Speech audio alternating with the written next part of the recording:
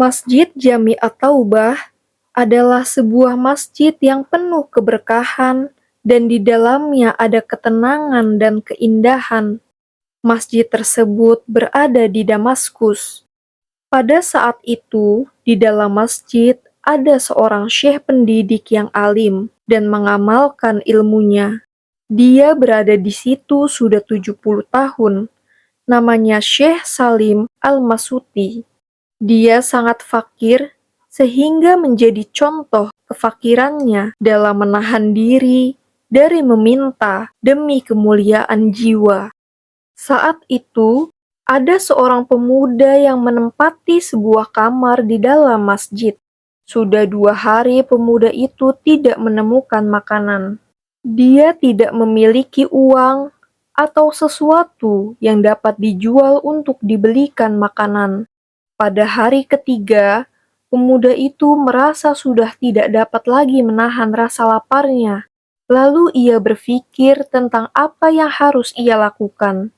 Menurutnya, saat ini dalam keadaan terpaksa yang membolehkan memakan bangkai atau mencuri sekedar untuk bisa menegakkan tulang punggungnya.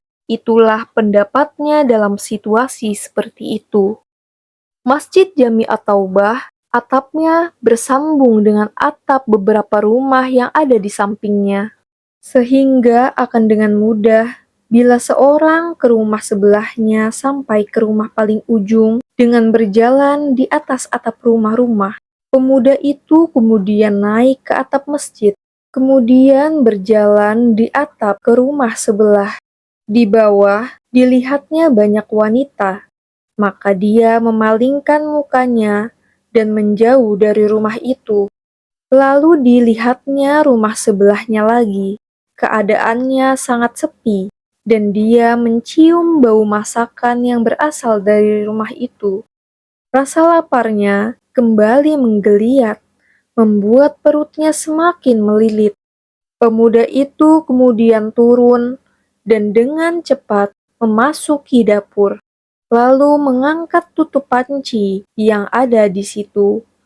Dilihatnya sebuah terong besar yang telah dimasak. Karena rasa lapar, tak mempedulikan panasnya terong itu, diambilnya. Ketika pemuda itu menggigit terong di tangannya, kesadarannya muncul. Langsung dia berkata dalam hati, "A'udzubillah, aku adalah penuntut ilmu dan tinggal di masjid. Pantaskah aku masuk ke rumah orang dan mencuri?"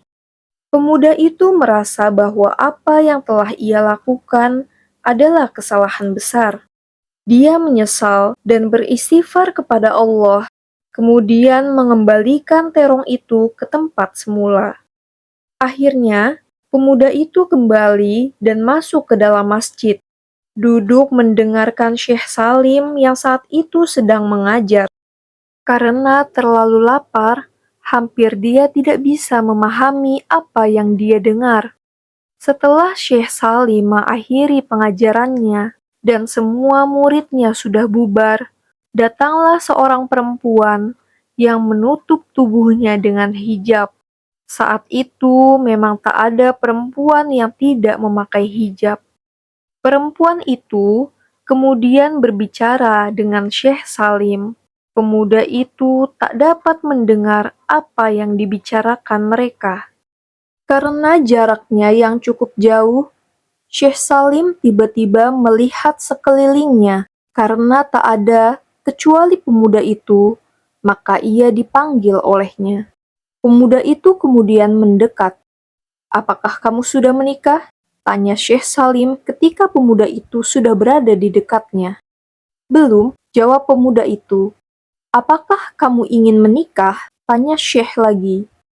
Pemuda itu hanya terdiam, tak menjawab pertanyaan Syekh, dan Syekh kemudian mengulangi pertanyaannya lagi. "Ya Syekh," jawab pemuda itu, "tapi untuk membeli roti saja aku tak punya uang. Bagaimana aku akan menikah?" Wanita ini mengatakan bahwa suaminya telah meninggal, kata Syekh Salim sambil menunjuk seorang wanita yang berada di sampingnya. Di kota ini, Dia adalah orang asing. Di sini, bahkan di dunia ini, dia tidak mempunyai siapa-siapa lagi kecuali seorang paman yang sudah tua dan miskin. Syekh Salim mengarahkan pandangannya ke seorang lelaki tua yang duduk di pojok masjid.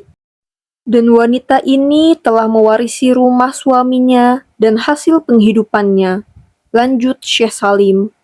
Sekarang, dia ingin seorang lelaki yang mau menikahinya agar dia tidak sendirian dan mungkin akan diganggu orang.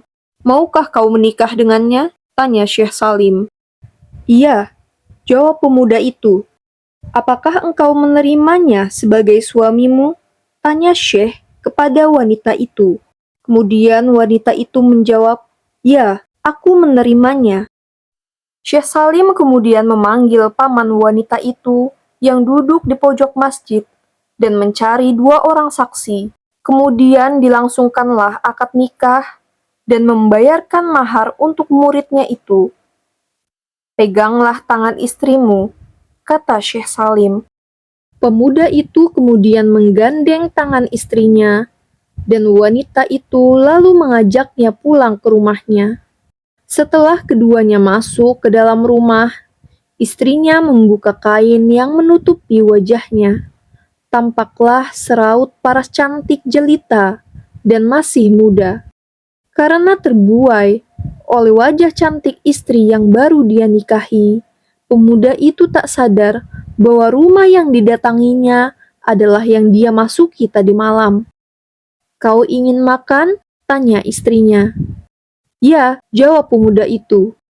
Perempuan itu kemudian membuka tutup panci dapurnya. Ketika melihat terong di dalam panci itu, ternyata ada bekas gigitan. Ia berkata, "Heran, siapa yang masuk ke dalam dapur dan menggigit terong ini?" Katanya terheran-heran.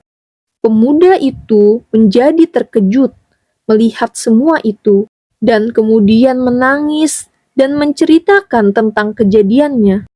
Istrinya kemudian berkata, "Ini adalah buah dari sifat amanah. Kau jaga kehormatanmu dan kau tinggalkan barang yang haram itu. Lalu Allah berikan kepadamu rumah ini berikut pemiliknya dalam keadaan yang halal.